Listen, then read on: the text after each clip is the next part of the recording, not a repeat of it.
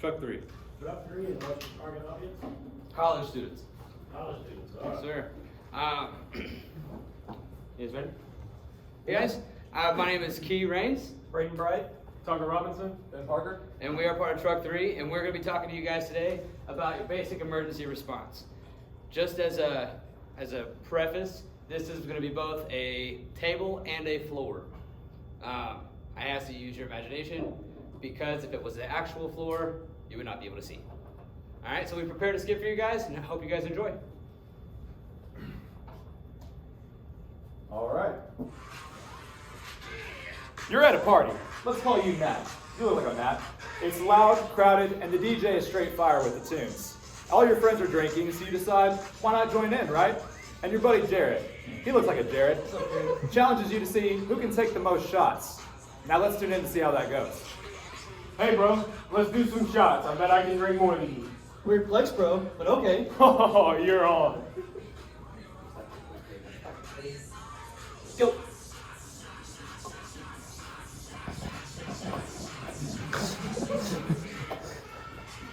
Uh-oh. Looks like Matt might be experiencing a little alcohol poisoning. Alright, so alcohol poisoning happens when you drink too much alcohol in too short amount of time. What happens is your body starts to digest it. It starts to get to your brain, and your motor cortex you start to lose some of your motor cortex. Some of the symptoms of it are nausea, vomiting, or unconsciousness. Something to know about it is that once you start experiencing symptoms, your body takes some time to process the alcohol, so it's only going to continue to get worse. The treatment is, if you come up on an unconscious person, make sure you seek medical attention. And if they're conscious, make sure you hydrate them with water, and don't try and give them coffee or anything like that.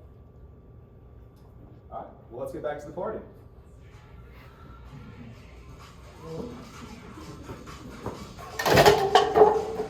You good, bro? Have no fear. Sober guy is here. This looks like it could be alcohol poisoning. I know what to do. Activate EMS. You, go call 911. You, clear the scene. This is a job for the recovery position. Position.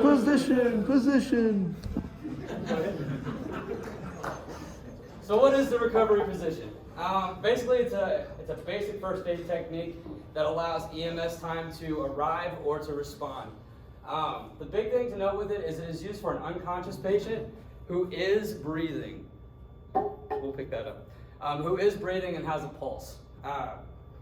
You only want to place somebody in the recovery position if they don't have any other life-threatening conditions that need to be treated. You do want to maintain the airway. Laying back like this can allow the tongue to fall back into your throat and they can choke on it. Or if they were to vomit or have any other kind of liquids come up, they could get stuck and you could choke. So what we want to do, if you go to the next slide, have one arm out and a knee up.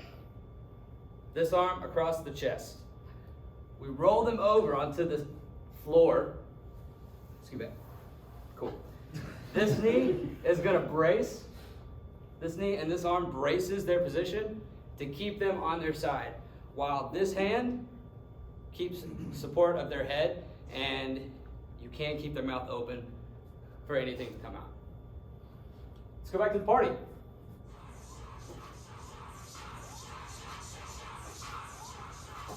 I don't think he's breathing anymore, bro.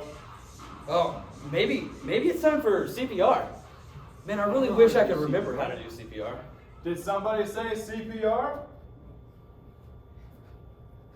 All right, so take over those last few slides there, but I got the idea. So, what is CPR? CPR stands for cardiopulmonary resuscitation, and it's an emergency procedure that can help save a person's life if they're breathing or their heart stops. And I'm sure you've all seen CPR maybe in a video that you saw in high school, or if you had to see one in real life or performed as a demonstration. You're combining chest compressions with rescue breathing to preserve intact brain function. That's the main goal that you're trying to accomplish there. Can you hit that next slide for me? So how to perform CPR, have a bystander call 911 before initiating CPR. That way EMS can already start coming to your location while you're maintaining those chest compressions. So you want to begin compressions in the center of the chest in between 100 to 120 pushes a minute because you're trying to mimic the average heart rate. Let the chest come back to its normal position after each compression, and after 30 compressions, you want to check the patient's airway and breathing. Like he said, you want to make sure that their airway is being patent and open this entire time. And if they're not breathing, provide 2 rescue breaths and then resume your compressions. You want to always maintain high quality compressions.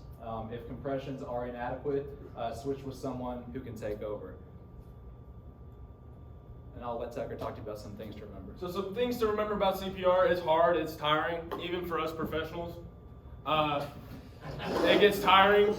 You know, it's a real workout. So what you want to do is you want to like make sure you're trying to get quality compressions. If you're the only person, do the best you can. We understand it's hard. Just try and do it until the response gets there. Like Ben mentioned earlier, call 911 as soon as you can. If you're alone, put them on speakerphone. Put the dispatcher on speakerphone, and you can continue compressions. Yeah, It's no joke. no joke.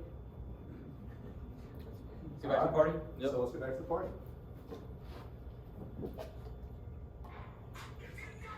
So how fast should I do these compressions? Well, you want to do 30 chest compressions and then 2 rescue breaths. But if you don't know how fast, just follow any of these songs.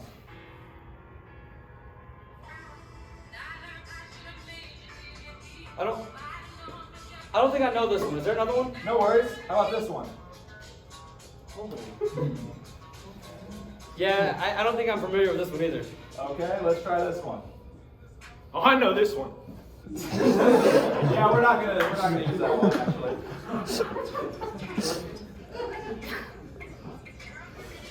Yeah, I know this song.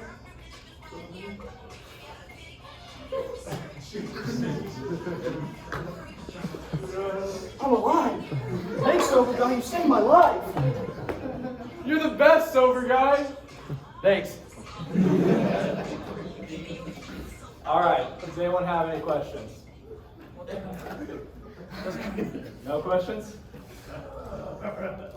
Yes, sir. You in the back. What's a patent airway?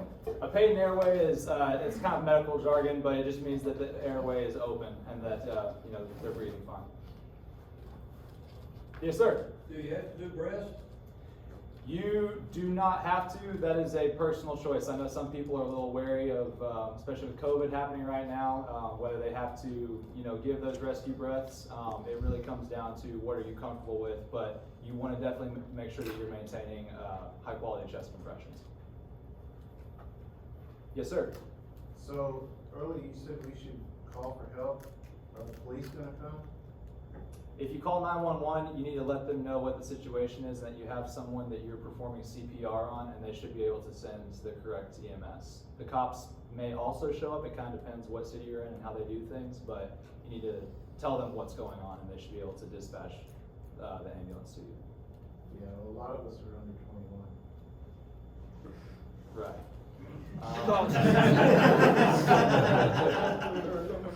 Well, That's our next presentation.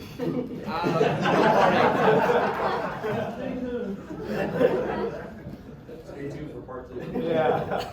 All right, I'm gonna let you up right there.